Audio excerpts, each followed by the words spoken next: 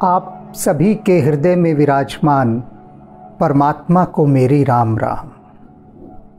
कल के दिन प्रभु श्री राम ने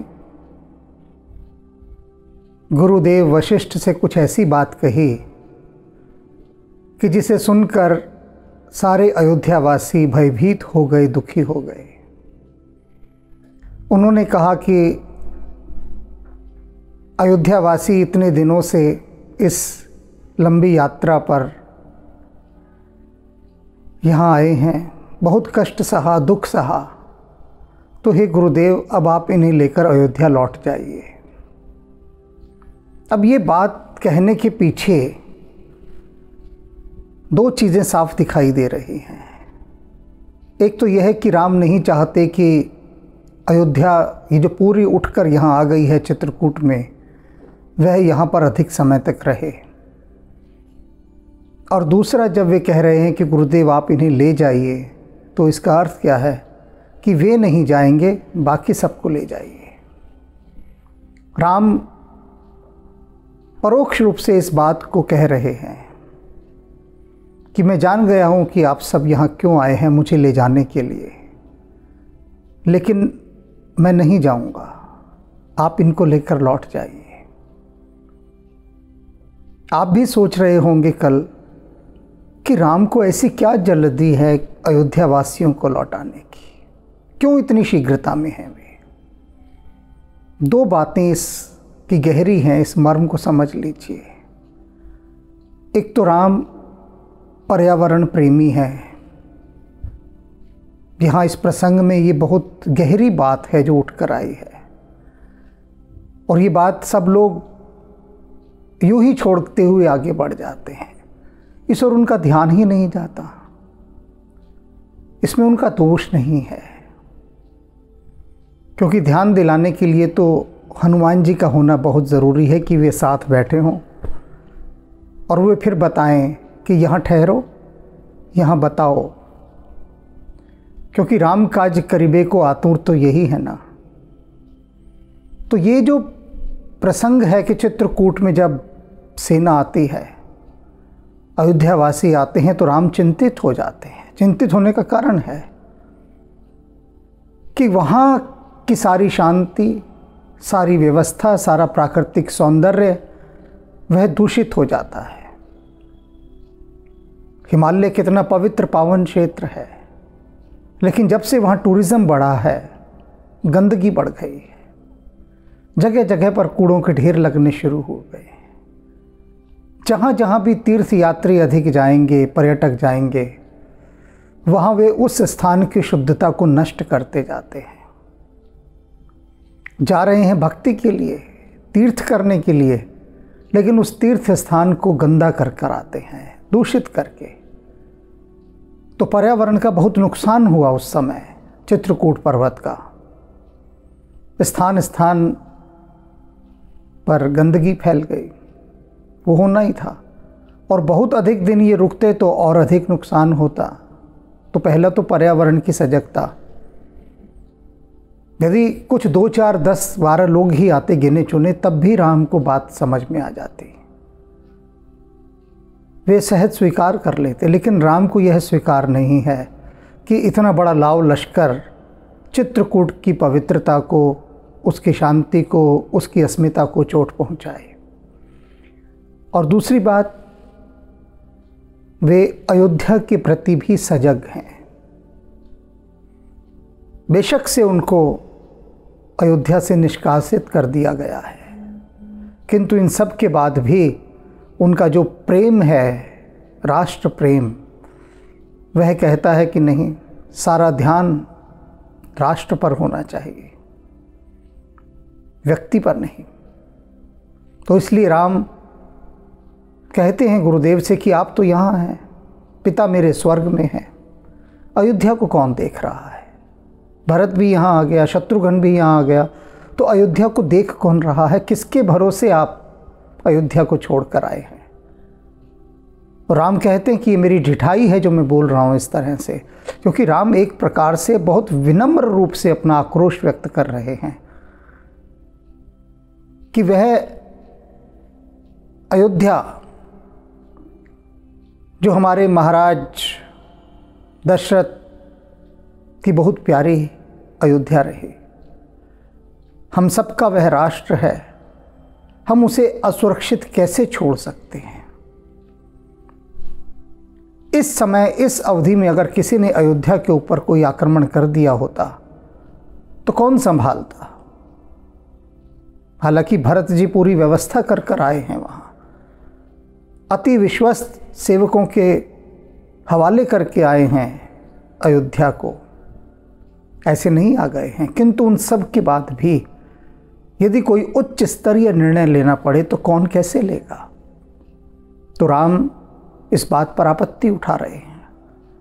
अयोध्या वासियों को जब ये बात पता लगी तो उन्हें लगा कि अब तो हमें जल्दी लौटना होगा, घबरा गए।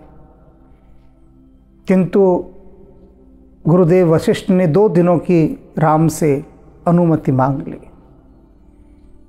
वे समझते हैं सारी बातें। उन्होंने कहा 2 दिन ये आए हैं, 2 दिन तो राम इनको देख लेने दो, ये तुम्हें देखने आए हैं, तुमसे मिलने आए हैं। राम ने स्वीकार कर लिया कि ठीक है, 2 दिन का समय दिया मैंने। कृपालु हैं राम। अब हम उसी स्थिति में पहुंच गए हैं कि 2 दिन की उनको अनुमति मिल गई है। तो अब इन 2 दिनों में ये अयोध्यावासी जो वहाँ पहुँचे हुए हैं चित्रकूट, वे क्या करते हैं, इस पर हम अब दृष्टि डालेंगे। पावन पैतिहु काल नहाए, वो जो पवित्र पावन पयस्विनी नदी थी, तीनों समय अयोध्यावासी वहाँ स्नान करते थे। सुबह, दोपहर और शाम को, संध्या का, तीनों समय। अयोध्या में चाहे एक बार ना नहाते हों, वहाँ 3-3 बार नहा रहे थे। ये महिमा है नदियों की। कभी नदी के किनारे रहकर देखो तो मन करेगा यही, सुबह उठेंगे, स्नान करेंगे नदी में जाकर, उसके बाद आएंगे, भोजन इत्यादि करेंगे, भजन करेंगे। तीर्थ स्थानों में होता क्या है, जब लोग जाते हैं, नदियों के किनारे हमारे सभी तीर्थ स्थान बने हैं।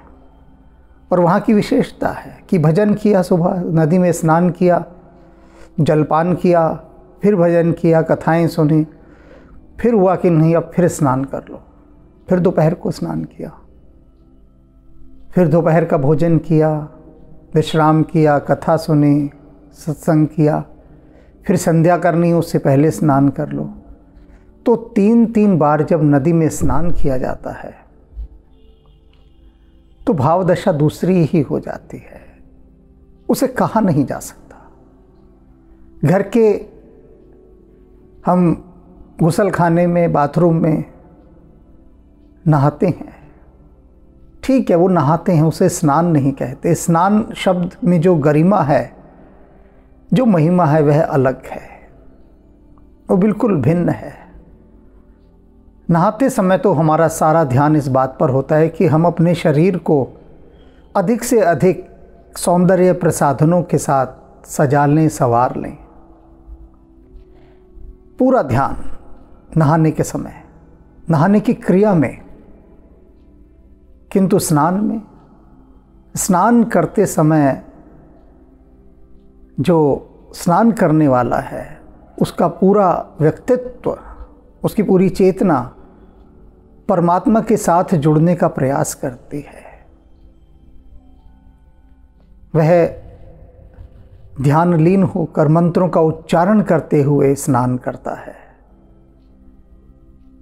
वह परमात्मा से कहता है कि ये जो मैं मंत्रोच्चार के साथ, जाप के साथ स्नान कर रहा हूँ, जिस प्रकार से ये मंत्र मेरे भीतर के मन के पापों का क्षय करते हैं, निवारण करते हैं, उसी तरह से ये जो बाहरी स्नान है, यह भी आपकी कृपा से, आपके प्रताप से मेरे शरीर के जो बाहरी कष्ट हैं, रोग हैं, उनका नाश करे, मेरे शरीर को भी पवित्र करे। ईश्वरीय भक्ति के साथ नहाने को स्नान कहते हैं। इसे समझिए, विचार कीजिएगा कि नहाते समय कितनी बार राम का नाम लेते हैं, कितनी बार। तो ध्यान आएगा कि कुछ लोग तो नियमित लेते हैं, मैं उनकी बात नहीं कर रहा, जो वास्तव में स्नान करते हैं प्रतिदिन, जितने समय नहाएंगे जाप करते रहेंगे। जो नहीं करते उनको याद दिला रहा हूं कि वो याद करें कितनी बार लेते हैं। बस उत्तर नहीं चाहिए।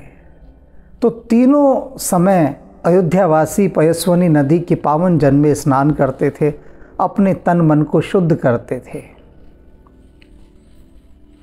जो बिलोक अग ओग नसाई, और जो कैसा है, जिसके दर्शन करने मात्र से सारे पापों का नाश हो जाता है, उसमें तो वो स्नान कर रहे हैं।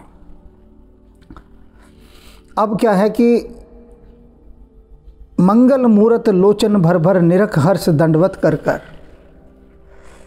वे जो मंगल की मूर्ति प्रभु श्री राम हैं, जिनके दर्शन मात्र से ही सभी पापों का नाश हो जाता है, उनको वो नयन भर भर के देख रहे हैं। अयोध्यावासी बैठे हैं उनके पास, कुछ नहीं, बस देख रहे हैं प्रभु को, और बार बार भाव से भर भर कर दंडवत प्रणाम करते हैं। भूमि पर लेट जाते हैं, लेटे ही रहते हैं दंडवत, फिर उठते हैं, फिर प्रभु को निहारते हैं, फिर दंडवत करते हैं।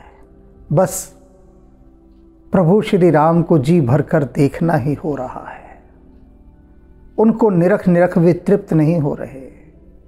गुरुदेव वशिष्ठ यही तो कह रहे थे राम से कि भैया चले जाएंगे, ले जाऊंगा सबको, ये 2 दिन इनको जी भर के देख तो लेने दो, नैन भर कर देख लेंगे, चैन आ जाएगा। तो थोड़ा रुक जाने दो, नैन भर कर देख लेने दो, इनको चैन आ जाने दो। और वही चैन ये पा रहे हैं, ये बेचैन अयोध्यावासी वही चैन पा रहे हैं। राम सैल बन देखन जाही, वे राम के इन पर्वतों को देखने जा रहे हैं। कामतगिरी पर्वत, चित्रकूट पर्वतमाला को अयोध्यावासी कह रहे हैं ये राम के पर्वत हैं। जैसे निषाद राज गुहू ने कहा था भरत से कि यह राम घाट है। जिस घाट पर राम ने पूजन किया, स्नान किया, उस घाट का नाम ही निषाद राज गुहू ने राम घाट रख दिया। तो अब अयोध्यावासी क्या कह रहे हैं, ये सारे पर्वत राम के हैं, तो राम के इन पर्वतों पर आओ हम घूमने चलें। राम सैल बन देखन जाहि, उन वनों को जो राम के इन पर्वतों पर हैं उनको देखने जाते हैं सब अयोध्यावासी। जहाँ सुख सकल सकल दुख नाही, कैसे हैं ये पर्वत, जहाँ पर सकल सुख, सभी सुख ही सुख हैं, सकल दुख नाही, कोई भी दुख वहाँ पर नहीं है, कोई भी दुख, बस सुख ही सुख हैं। ऐसा वह पर्वतीय रमणीय वन है, क्षेत्र है। झरना झर ही सुदासम बारे, झरनों से पानी गिर रहा है, झर रहे हैं झरने, और जल कैसा है उनका, सुधासम, अमृत के समान, अमृत के समान। यहाँ जो मैं ये बातें कह रहा हूँ ना, ये सब मेरे जीवन का अनुभव है। ये सभी मैंने उन झरनों का पानी पिया है हिमालय में, जिनको पीने के बाद तुलसीदास जी की ये जो पंक्ति है कि अमृतमय था वह जल उन झरनों का, मैं उसे अनुभव कर सकता हूँ, समझ सकता हूँ, जी सकता हूँ, क्योंकि मैंने पिया है उसे। शब्दों को जब हम पी चुके होते हैं तो वे हमारा अनुभव बन जाते हैं।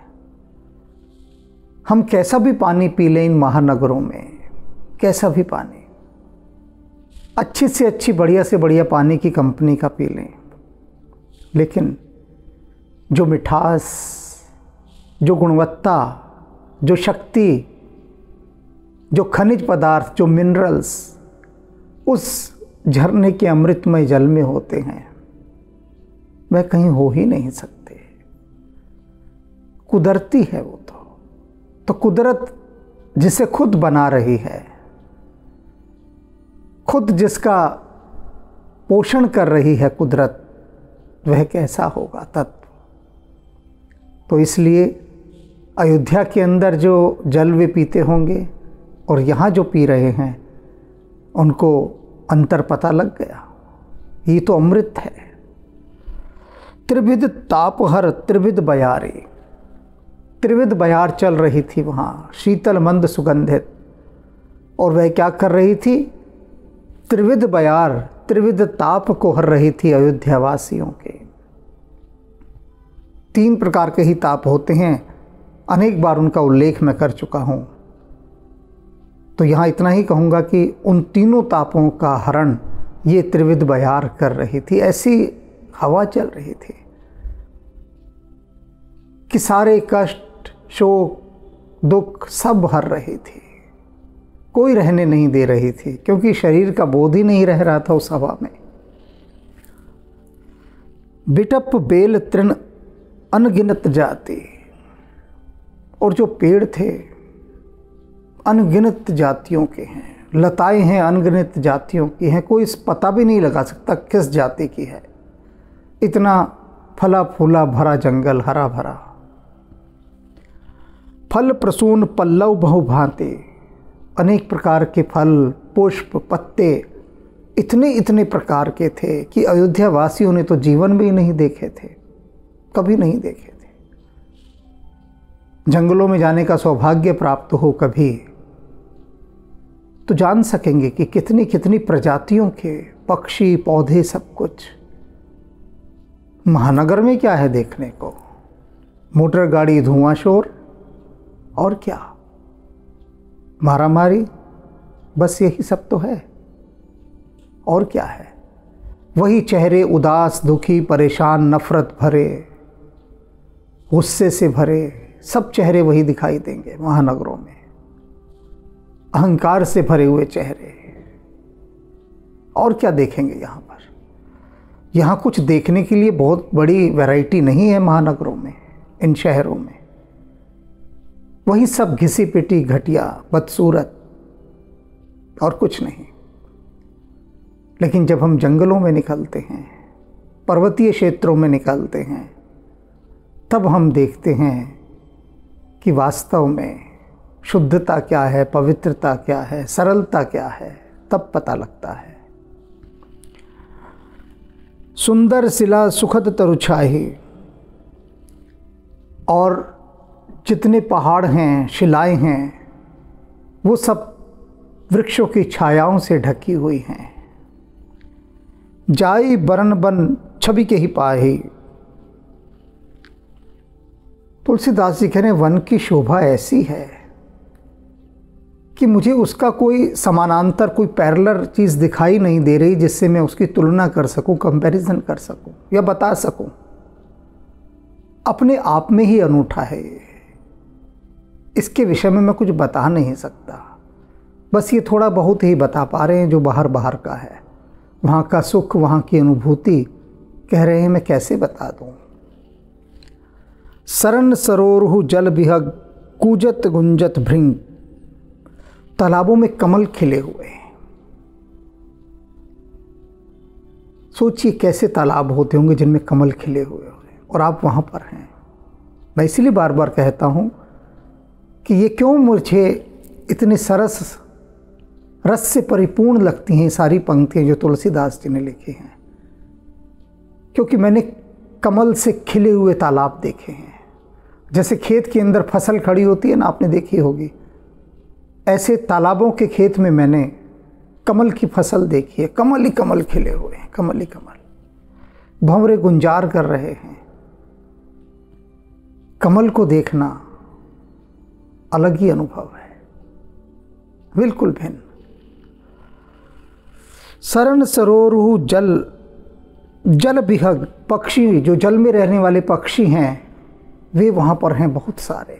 जलीय पक्षी, उनकी शोभा अलग होती है, सारस, बतख, और बहुत सारे जल के पक्षी होते हैं, जल कुक्कुट। कूजत गुंजत भृंग, भंवरे गुंजार कर रहे हैं, पक्षी कूज रहे हैं। ऐसा एक परिवेश होता है ना, आपको लगेगा आप किसी सपनों की दुनिया में आ गए हैं। क्योंकि ना तो वहाँ कोई प्रेशर हॉर्न होगा कि जो पों पों पों पों करे ही जा रहा है, प्रेशर हॉर्न। वहाँ सिर्फ विभिन्न प्रकार के, विभिन्न प्रजातियों के पक्षियों के कलरव होंगे, कीट पतंगों की झीनी झीनी आवाज़ें होंगी, बारीक आवाज़ें होंगी, भंवरों का गुंजार होगा, एक सुगंध होगी जंगल की,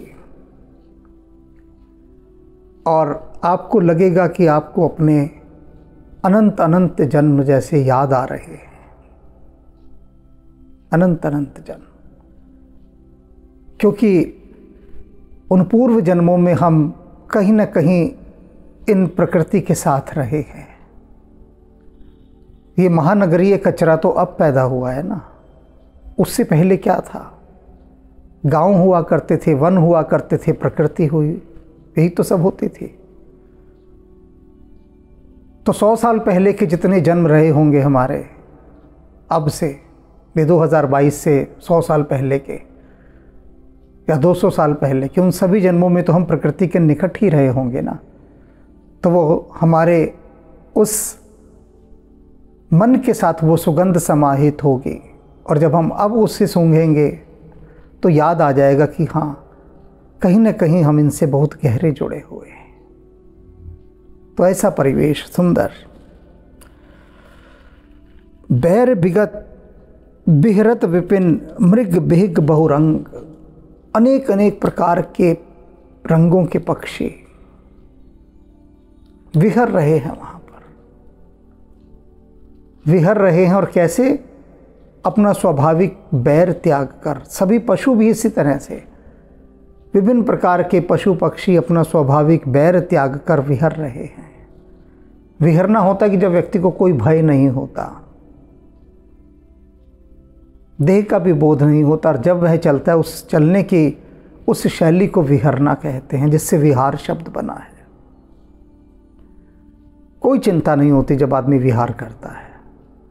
तो कहते हैं ऐसे पक्षी और सारे पशु जो कि विभिन्न प्रकार के रंगों के हैं, किसी को किसी का डर नहीं, निर्भय होकर, अभय होकर विहार कर रहे हैं। कोल किरात भिल्ल बनवासी, मधु सुचि सुंदर स्वाद सुधसी, भर भर परन पुटी रुच रूरी, कंद मूल फल अंकुर जूरी। अब जब ये अयोध्यावासी जंगलों में घूमने गए तो उन जंगलों के जो भील, किरात और जितने भी अन्य जातियां हैं, निषाद, कोल, किरात, ये सब, इन्होंने देखा भाई अयोध्या से आए हैं प्रभु श्री राम के प्रेमी, सारे वनों में घूम रहे हैं। तो उन्होंने क्या किया, पत्तों के दोने बनाए और उनमें शहद लेकर आए उनके लिए। उनको वो शहद खाने को दिया, और उस शहद को खाने के बाद अयोध्यावासी चमत्कृत हो गए कि क्या शहद है। जो असली शहद होता है, वास्तविक शहद, मिलावटी नहीं, वो हमारे अनंत रोगों का नाश करता है, अनंत रोगों का। पर असली शहद मिलता कहाँ है?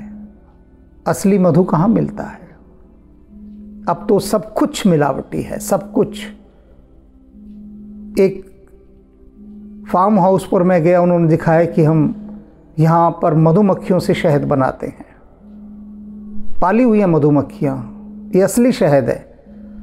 तो मैंने देखा वहाँ पर बहुत बड़े बर्तनों में पुराना गुड़, चीनी घोल घोल कर भरी हुई थी, कि मक्खियाँ उसी पर बैठ रही थी और उसी को ले लेकर जा रही थी। असली शहद भी मैंने खाया है। मैं बता रहा हूँ ना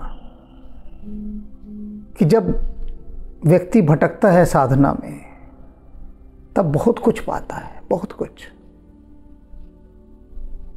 गाँव के अंदर अनेक बार बचपन में शहद तोड़ तोड़ कर गाँव वालों ने मुझे खिलाया है। तोड़ते ही थे वो, अपने लिए जाते थे शहद तोड़ने, शहद तोड़ रहे हैं उसी समय, और वो शहद, उसका स्वाद मुझे याद है। वैसा शहद दोबारा नहीं मिला ही नहीं। अभी भी वैसा शहद होगा तो कहीं जंगलों के भीतर बहुत गहरे होगा, वहाँ मिलेगा। तो अयोध्या वासियों को वैसा शहद दिया गया खाने को। और क्या किया उन्होंने, और पोटलियाँ बना बना के कंदमूल, फल फूल, इन सब की, अंकुरों की, स्प्राउट्स, वो पोटलियाँ बना बना के उनको देखिए, ये लीजिए आप खाइए। अब ऐसी चीज़ खाने के बाद अयोध्या वासी उनको पैसे देने लगे, क्योंकि यही तो जानते हैं वो कि कोई चीज़ ली है तो पैसे देने हैं। सब ही देही कर विनय प्रणामा, कही कही स्वाद भेद गुण नामा। और वो कोल, भील, निषाद, वो सब क्या कर रहे थे जब उनको दे रहे थे, सब ही देही करी विनय प्रणामा, विनय के साथ नमस्कार करके, प्रणाम करके वो उनको वो चीज़ें दे रहे थे आदर के साथ। और क्या कर रहे थे, कह कह स्वाद भेद गुण नामा, इतनी प्रकार की वैरायटियों के फल फूल दे रहे थे, भिन्नता थी उनमें। शहद दे रहे थे, बता रहे थे कि ये शहद इसका है, यह इसका गुण है।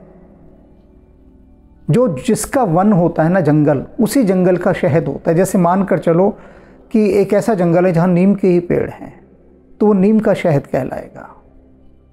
जहाँ चंदन के पेड़ हैं वहाँ चंदन का शहद होगा, क्योंकि सारी मक्खियाँ, मधुमक्खियाँ वहाँ का जितना भी सार लेकर जाएंगी वह उस वन का ही होगा।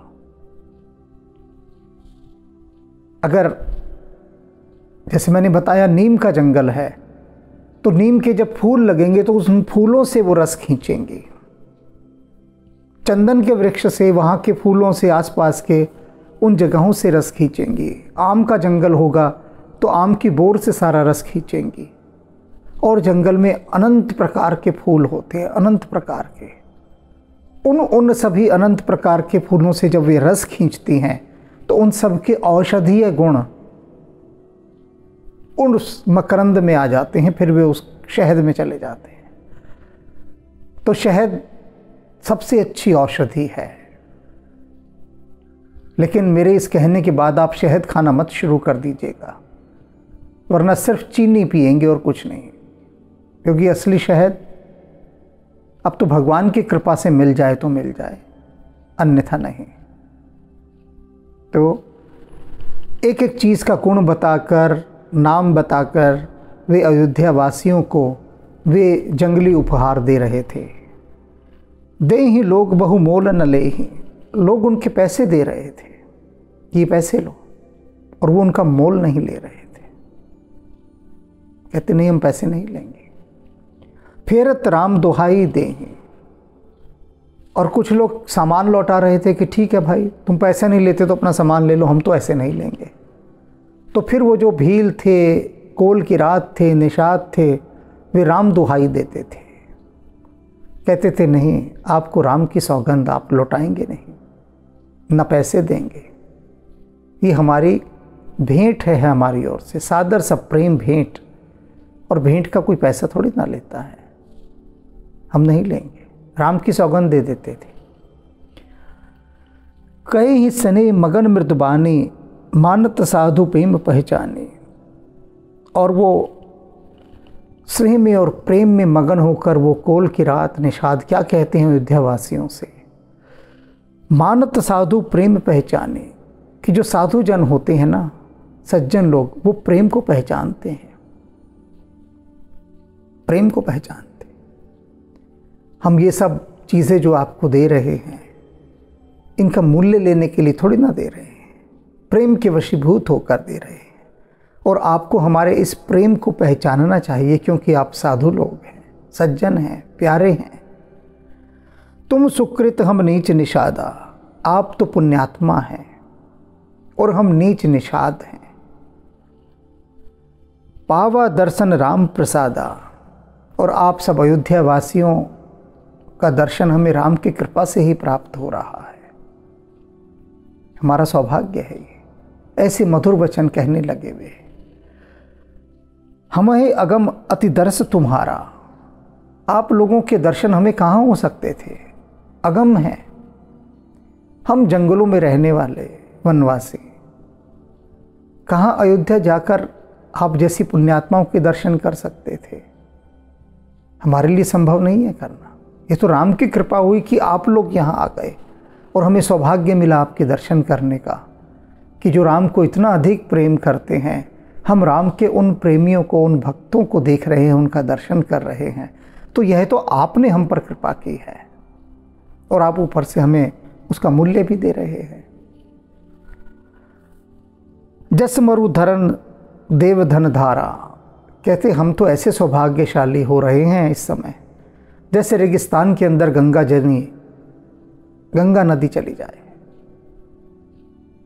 रेगिस्तान वालों को क्या खबर गंगा मैया की, और उन पर ऐसी कृपा हो जाए, कोई ऐसी कृपा हो जाए कि मरुभूमि में ही गंगा चली जाए। तो ये कोल की रात आदिवासी सब यही कह रहे हैं कि ये तो रेगिस्तान है, जंगल। कहाँ यहाँ आप जैसे पुण्यात्माएं आती हैं? कौन जंगलों में आएगा? राम की कृपा से आप आए तो हमें तो लगा गंगा मैया आ गई। राम कृपाल निषाद निवाजा, और ये राम जी इतने कृपालु हैं कि इन्होंने हमारे राजा निषाद राज को नवाजा।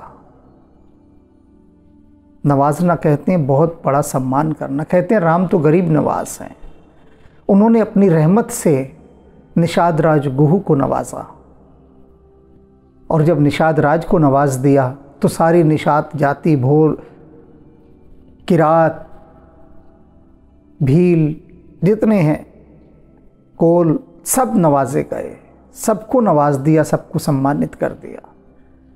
तो वे कह रहे हैं इतने सौभाग्यशाली हैं हम तो कि राम की रहमतों से हम नवाजे गए हैं। परिजन प्रजौ चाहिए जस राजा, और प्रजा को राजा के जैसा ही होना चाहिए।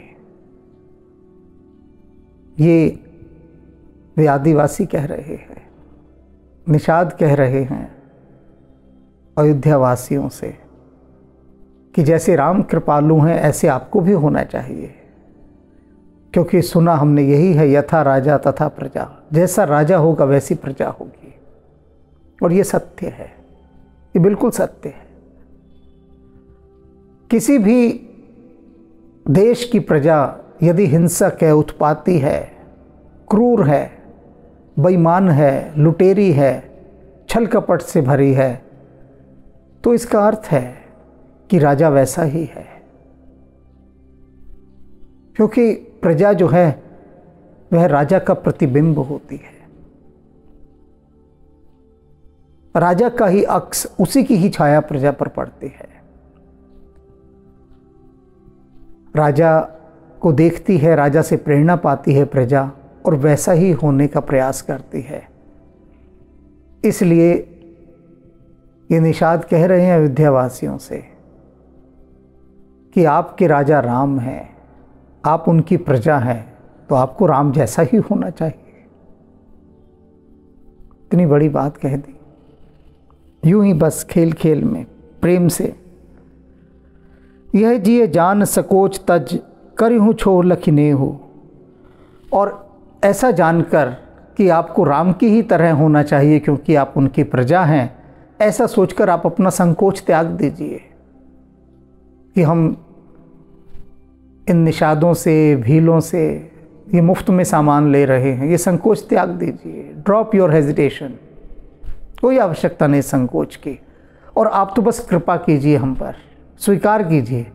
इन चीज़ों को स्वीकार कर लेना ही कृपा है, बस इतना कीजिए।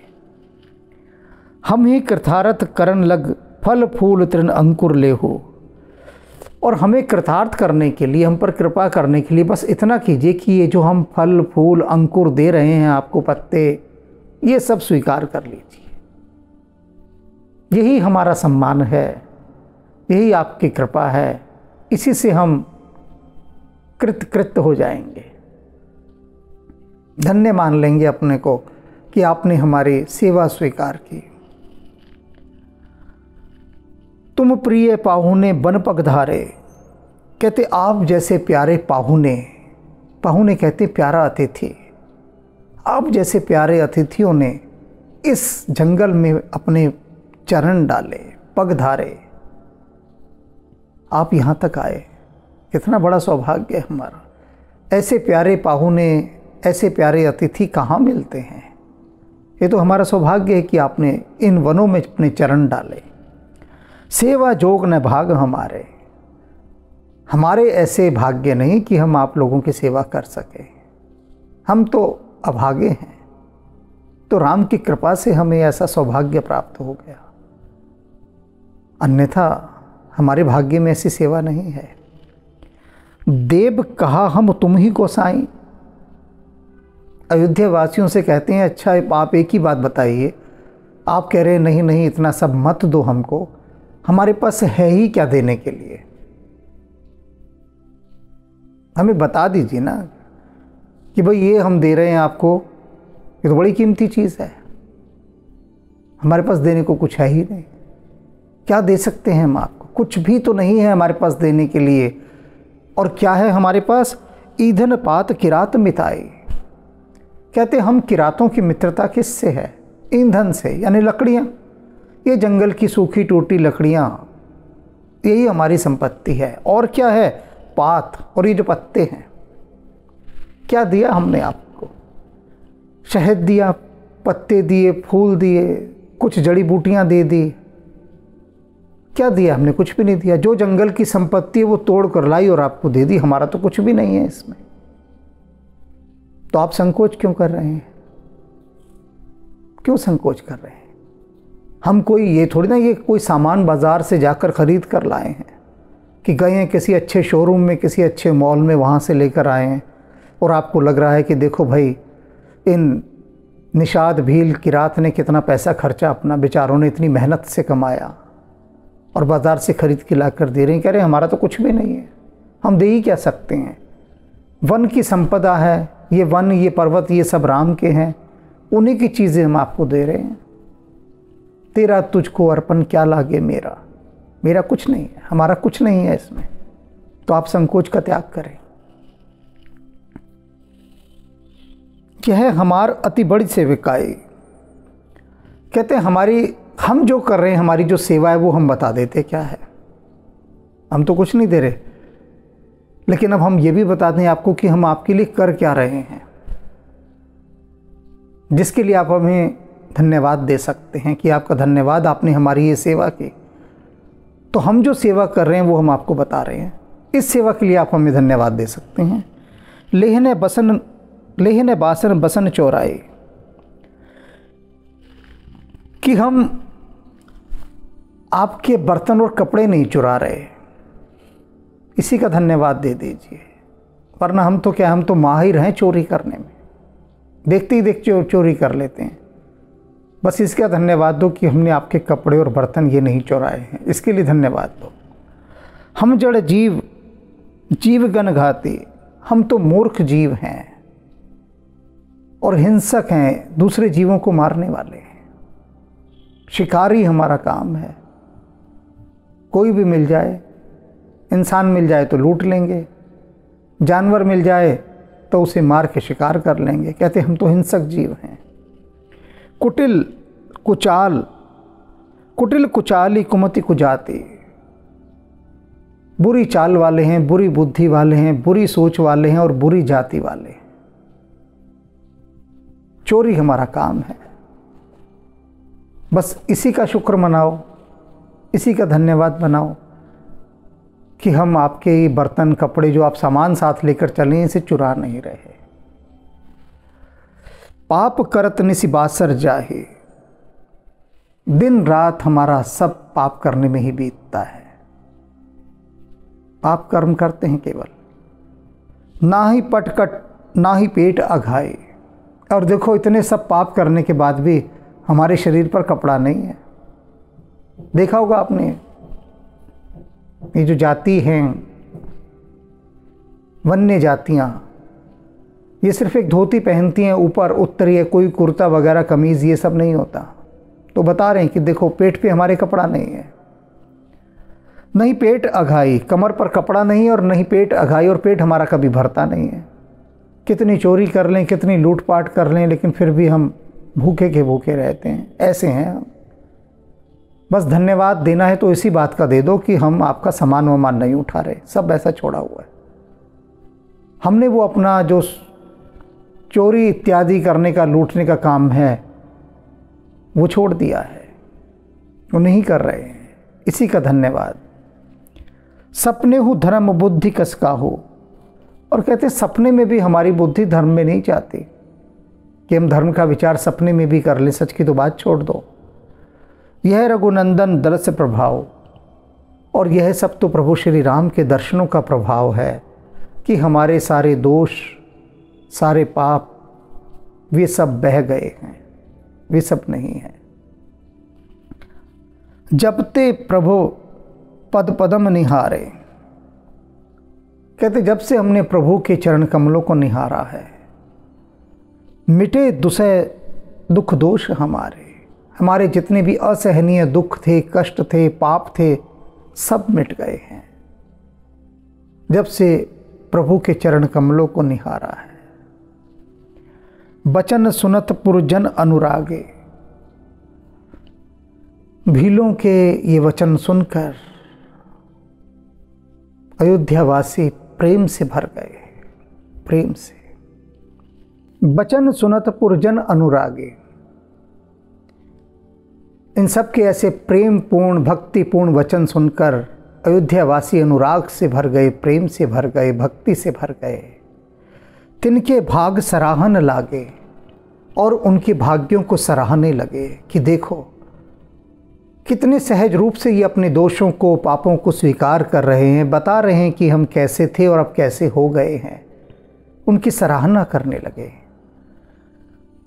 लागे सराहन भाग सब अनुराग बचन सुना वहीं, उनके भाग्य को सराहने के बाद अयोध्यावासी उनको प्रेम पूर्ण वचन सुनाने लगे, उनकी प्रशंसा करने लगे। बोलन मिलन सिय राम चरण सनेहु लखी सुख पावहीं, क्या देख रहे हैं कि ये जितने भी कोल, किरात, भील, निषाद आए हैं, उनकी वाणी में, व्यवहार में, प्रत्येक भाव में सीता और राम जी के चरणों की प्रीति दिखाई दे रही है, भक्ति दिखाई दे रही है, और कुछ दिख ही नहीं रहा। ऐसे भक्त हैं ये, ऐसे भक्त। नर नार निदर ही निहो निज सुनि कोल भिल्लनी की गिरा, कोल और भीलों की ऐसी वाणी सुनकर अयोध्यावासी थे, जो नर नारी जितने भी आए थे, वे सब लजाने लगे, धिक्कारने लगे सबको कि हम नहीं करते राम से प्रेम इतना जितना ये भील करते हैं, ये कोल किरात निषाद करते हैं।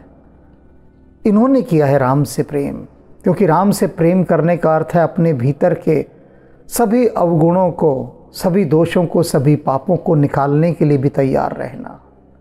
इन्होंने सब चढ़ा दिए राम पर, अपने सारे पाप, सारे दोष, सारे दुख, सारे कष्ट, अपने पास कुछ नहीं रखा, सब राम को दे दिया। जो कूड़ा कचरा था अपना सब दे दिया, और राम नाम की अग्नि ने इनके उन पाप रूपी रुई को जलाकर राख कर दिया। तो ये सौभाग्यशाली हैं, हम कहाँ के सौभाग्यशाली। तुलसी कृपा रघुवंश मणि की लोहली लौका तेरा, तुलसीदास जी कहते हैं रघुवंश मणि प्रभु श्री राम की यही कृपा है, बहुत बड़ी गुण है कि वे लोहे को शक्ति दे देते हैं कि वो नाव को पार लगा दे। ऐसी शक्ति है उनके नाम की। बिहरी बन चहूँ और प्रतिदिन प्रमुदित लोग सब, सारे लोग अयोध्या से जो आए थे सारे दिन जंगलों में खुश होकर भटकते रहते थे, घूमते रहते थे, आनंद मनाते थे। समझ लो सबकी पिकनिक हो रही है, सब खूब आनंदित हैं, खूब घूम रहे हैं, चारों तरफ प्रमोदित हैं। और कैसे प्रसन्न हैं वो, उनकी प्रसन्नता के लिए तुलसीदास जी एक उदाहरण दे रहे हैं। जल ज्यों दादुर मोर भय पीन पावस प्रथम, कि जब पहली वर्षा होती है उसका जल गिरता है, तो उसके जल गिरते ही मोर और मेंढक मोटे हो जाते हैं, एकदम मोटे ताजे, खुश प्रसन्न, और उछलते कूदते हैं, नाचते हैं, गाते हैं, खूब प्रसन्न। देखा होगा ना कितने मेंढक टर्राते हैं, बरसात, पहली बरसात आते, मोर कितने गीत गाते हैं। तो इसी प्रकार से ये अयोध्यावासी, ये मेंढक और मोर बन गए हैं, और ये राम बरस रहा है। बरसते राम में ये खूब आनंदित होकर नाच कूद रहे हैं, प्रसन्न हो रहे हैं, सारा दिन वनों में विहरते रहते हैं, मौज मस्ती करते रहते हैं। सिए सास प्रतिवेश बनाए, सादर करहीं सरस सेविकाए। सीता जी की अनेक सास आई हुई थी, एक नहीं थी, अनेक। और अनेक को मैं समझा दूं, 3 तो सीधी सीधी आप जानते ही हैं, कैकेयी, सुमित्रा और कौशल्या, और उसके साथ और बहुत सारी उपरानियां दशरथ की, अनेक पत्नियां थी। अनेक का मतलब आप लगा लीजिए 100 लगा लीजिए, मानकर चले तो, सीधी सीधी बात है। अब सीता जी सभी के पास जा जाकर उनकी सेवा कर रही हैं। ऐसा लग रहा है कि जैसे 100 सास हैं सीता की, तो 100 की 100 सास के पास 100 सीता हैं, और 100 सीताएं उनके पास जाकर उनकी सेवा कर रही हैं, वैसा ही रूप बना बनाकर सीता का। कैसे कर सकता है कोई कि 100 रूप बना ले अपने। लखा ने मरम राम बिन काहू, तुलसीदास जी कहते हैं इस मर्म को कि सीता अपने 100 रूप बनाकर अपनी 100 सासों की जाके सेवा करे, इस बात को राम के अतिरिक्त और कोई नहीं जान सकता, ना देख सकता। राम ही जानते हैं कि हाँ सीता ऐसा कर सकती है। क्यों? माया सब सिए माया माहो, कि ये जितनी भी माया हैं, सब मायाएं, ये पराशक्ति महामाया सीता के अंदर ही सारी समाई हुई है। महामाया है सीता, तो पराशक्ति है। ये सारी मायाएं उनके भीतर ही वास करती हैं, उनकी सेविकाएं हैं, परिचारिकाएं हैं, दासी हैं सारी मायाएं। तो ये बात तो राम ही जान सकते हैं कि सीता चाहे तो अनंत रूप बना ले। और इसका दूसरा अर्थ समझिए, सांसारिक अर्थ, ये तो बहुत गहरा पारलौकिक अर्थ हो गया कि यदि सीता की 100 सास आई हैं, तो ऐसा नहीं है कि सीता केवल कौशल्या, सुमित्रा और कैकेयी को 3 को ही ज़रा अधिक सम्मान दे रही है, बाकियों को कह रही हैं छोड़ो, तुम तो इतनी प्रभावशाली नहीं हो, तुम्हारा इतना महत्व नहीं है। हो दशरथ की पत्नियां, लेकिन गौण प्रधान नहीं हो, ऐसा कुछ नहीं। सभी सासों का पूजन सीता समान रूप से कर रही है, और यही राम की विशेषता थी, बहुत बड़ी। राम ने किसी सौतेली माता को सौतेला नहीं समझा कि मेरी सौतेली माँ है। 100 माँ है राम की, 100 की 100 राम अपनी माँओं को वही सम्मान देते हैं जो कौशल्या को देते हैं। भेद बुद्धि नहीं है, कहीं भी भेद बुद्धि नहीं है। और जब राम वनवास को जाते हैं तो राम की वो सभी माताएं रो रो कर बुरा हाल है। वे कहती हैं राम तुम्हारे अतिरिक्त हमारी रक्षा कौन करेगा, हमारा इतना ध्यान कौन रखेगा, कोई नहीं रख सकता, राम ही रख सकते हैं। ऐसा संभाव राम के अतिरिक्त कहीं और हो ही नहीं सकता। और वही सीता जी का गुण यहाँ पर कि सभी सासों को समान रूप से उनका पूजन कर रही हैं, उनकी सेवा कर रही हैं, सत्कार कर रही हैं, स्वयं कर रही हैं। सिए सास सेवा बस कीने, सीता जी ने अपनी सेवा से अपनी सभी सासों को अपने वश में कर लिया। 3 लही सुख सिख आशीष देने, और उन सभी सासों ने सीता को बहुत आशीषें दी, मन भावन आशीषें दी। लखसिय सहित सरल दो भाई, कुटिल रानी पछतान अघाई। अब केकई देख रही है सब कुछ। क्या देख रही है? लखसिय सहित सरल दो भाई, सीता के साथ उन दोनों सरल भाइयों को देख रही है, राम को और लक्ष्मण को। राम को तो देख ही चुके हैं सबसे पहले, कि राम सबसे पहले आकर केकई से ही मिलते हैं, उनके चरण पड़ते हैं और कहते हैं आपका कोई दोष नहीं है, सारा दोष काल का है, विधाता का है, दुर्भाग्य है, ये सब काल के वशीभूत हैं, सब ईश्वर के अधीन है, सब उसकी लीला है, उसका खेल है, आपका कोई दोष नहीं। कि कई सोचकर हैरान है कि इतना सरल कोई कैसे हो सकता है। राम को दिखाई नहीं दे रहा कि ये सारा षड्यंत्र था। राम के लिए एक बहुत बड़ा कुचक्र रचा गया था, जाल बुना गया था और मैंने बुना है। साफ दिखाई दे रहा है, बिल्कुल साफ, कहीं कोई कोहरा नहीं इसके देखने में, कोई धूल नहीं चढ़ी हुई, बिल्कुल साफ दिखाई दे रहा है कि ये मेरा किया हुआ कुचक्र रंग लाया है। और राम को ये बात समझ में नहीं आ रही, और राम दोष दे रहा है विधाता को, काल को। ये इतना सरल कैसे है राम?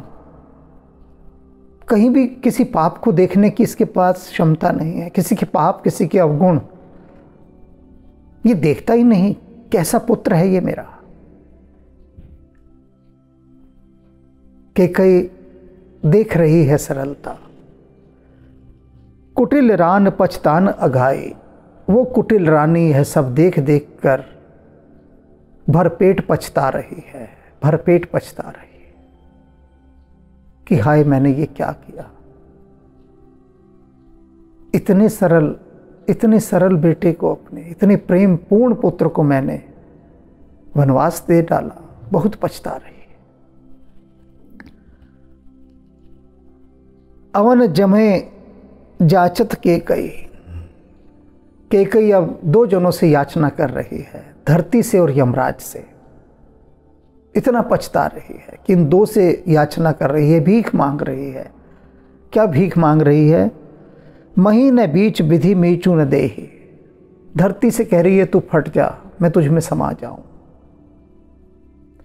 और यमराज से कह रही है कि मुझे मृत्यु दे दे। दोनों से केवल मृत्यु मांग रही है कि मुझे जीने का अधिकार नहीं। यमराज से और पृथ्वी से प्रार्थना कर रही है, विनती कर रही है, याचना कर रही है। अब यहां एक बात समझिए बहुत ध्यान से कि इतने पछतावे, दुख और शोक के बाद भी, इतनी बड़ी हानि के बाद भी प्रतिष्ठा की केकई आत्महत्या नहीं कर रही, कहीं भी नहीं। भरत जी पर कितना कलंक लगा, कहीं आत्महत्या का विचार नहीं आया, कहीं पर भी। हमारे जितने प्राचीन ये साहित्य हैं, आदर्श पुरुष हैं, इनको आप देख लीजिए। कितने भी मुसीबत आए, कितने भी दुख आए, कितने भी कष्ट आए, हमारी संस्कृति में आत्महत्या जैसा कोई शब्द नहीं है कि किसी ने स्वयं को मार लिया हो, क्योंकि इसे सबसे बड़ा महापाप घोषित किया गया है। महापाप, जो वस्तु आपकी है ही नहीं, आप उसे कैसे नष्ट कर सकते हैं? कैसे? मैंने जब श्री गुरु गोविंद सिंह जी महाराज की जीवनी पढ़ी, उनका व्यक्तित्व और कृतित्व पढ़ा, महाराणा प्रताप का पढ़ा, सुभाष चंद्र बसु का पढ़ा, एक ही बार पढ़ा, दोबारा नहीं पढ़ सका, पढ़ भी नहीं सकता दोबारा, क्योंकि भीतर तक सब कांप उठता है पढ़ते हुए। लगता है इतने कष्ट इन्होंने सहे, इतने कष्ट कल्पना से भी बाहर है। जिनके सहे हुए कष्टों को पढ़कर ही हृदय कांप उठे, उन्होंने उनको सहा, भागे नहीं, आत्महत्या नहीं की, एस्केप नहीं किया, पलायन नहीं किया, सहा। कैकेयी भी यहाँ सह रही है, क्योंकि सहना हमारी संस्कृति है। सहना, तितिक्षु स्वभाव कि सहते रहो, सहते रहो और उससे जूझो, उससे बाहर निकलने का प्रयास करो, बाहर निकलने का। क्योंकि जो लोग ये समझते हैं कि आत्महत्या करने के बाद वो मुक्त हो जाते हैं, उनसे बड़ा अज्ञानी और मूर्ख और नासमझ कोई नहीं है। इसका भी दंड मिलता है। प्रकृति तो तुरंत नया शरीर दे देगी और उस शरीर में वो सारे जिनसे तुम भागे थे वो सब तो मिलेंगे ही मिलेंगे। उसके साथ साथ शरीर को नष्ट करने का जो दंड है वो भी प्रकृति देगी। तो अगले जन्म में उससे भी अधिक यातना मिलती है, उससे भी अधिक, क्योंकि बहुत बड़ा अपराध है ये। खजांची है बैंक का, बैंक का खजांची यदि बिना किसी की अनुमति के उसका धन किसी को दे दे तो उस पर कितना बड़ा दोष लगता है कि जो खजाना तुम्हारा था ही नहीं, तुमने किसी और को कैसे दे दिया, उसे नष्ट कैसे कर दिया, तुम्हें क्या अधिकार था। तो ये जो शरीर मिला है, ये जो देह मिली है, ये खजाना राम का दिया हुआ है। संभाल कर रखना है, सहेज कर रखना है। राम ही अपना खजाना वापस लें तो लें, हमें कोई अधिकार नहीं कि हम उसके खजाने को नष्ट कर दें, नहीं तो राम कुपित हो जाएंगे। इस अपराध को राम कभी क्षमा नहीं करेंगे, न करते हैं, बिल्कुल नहीं करते। तो यहाँ पर भी देखिए कि कैकेयी पछता रही है राम की सरलता देखकर, लक्ष्मण की, सीता की, कि कितनी सेवा कर रहे हैं, कितने सहज हैं। एक भी बात, एक भी शब्द दोषपूर्ण मेरे लिए नहीं कहा, कोई लांछन, कोई उलाहना, कोई शिकायत, कुछ भी नहीं, जैसे कुछ हुआ ही ना हो। और उनके साथ मैंने इतना बुरा किया तो ये धरती फट जाए, मैं उसमें समा जाऊं, ये यमराज मुझे आकर ले जाए। और राम के वियोग में देखो भरत कितनी बार कहते हैं, तब कितनी बार, कि ये मेरे प्राण क्यों नहीं निकल रहे राम के वियोग में। कौशल्या भी ये कहती है और सुमंत्र भी यह कहते हैं। अनगिनत लोग यही कह रहे हैं कि राम के विरह में हमारे प्राण निकल जाएं। परमात्मा से ही कह रहे हैं, विधाता से ही प्रार्थना कर रहे हैं, खुद प्रयास नहीं कर रहे अपने प्राण निकालने का, क्योंकि जानते हैं ये महापाप है। तो अब कैकेयी की मन की दशा आप देख रहे हैं, कितना पछता रही है कैकेयी उस कृत्य को करके। और अब हम यहाँ अनुभव करें सीता जी की, राम जी की और भरत जी की, शत्रुघ्न की, लक्ष्मण जी की, इन सब की सरलता का। और वो जो भील, कोल, किरात, निषाद आए थे, उनके प्रेम भाव का, उनकी भक्ति का, इन सब का हम थोड़ी देर ध्यान धरें और उनको भीतर उतरने दें, भीतर उतरने दें। सीताराम सीताराम सीताराम कहिए, जाहि बिध राखे राम ताहि बिध रहिए। सीताराम सीताराम सीताराम कहिए, जाहि बिध राखे राम ताहि बिध रहिए। सीताराम सीताराम सीताराम कहिए, सीताराम सीताराम सीताराम कहिए, जाहि बिध राखे राम ताहि बिध रहिए। जाहि बिध राखे राम ताहि बिध रहिए। सीताराम सीताराम सीताराम कहिए, जाहि बिध राखे राम ताहि बिध रहिए। जाहि बिध राखे राम ताहि ताहि बिध रहिए। सीताराम सीताराम सीताराम कहिए, जाहि बिध राखे राम ताहि बिध रहिए। सीताराम सीताराम सीताराम कहिए, सीताराम सीताराम सीताराम कहिए, जाहि बिध राखे राम ताहि बिध रहिए। जाहि बिध राखे राम ताहि बिध रहिए। सीताराम सीताराम सीताराम कहिए, जाहि बिध राखे राम ताहि बिध रहिए। जाहि बिध राखे राम ताहि बिध रहिए। सीताराम सीताराम सीताराम कहिए, जाहि बिध राखे राम ताहि बिध रहिए। जाहि बिध राखे राम ताहि बिध रहिए। सीताराम सीताराम सीताराम कहिए, जाहि बिध राखे राम ताहि बिध रहिए।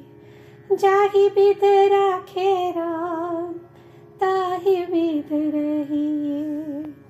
जाहि बिध राखे राम ताहि बिध रहिए।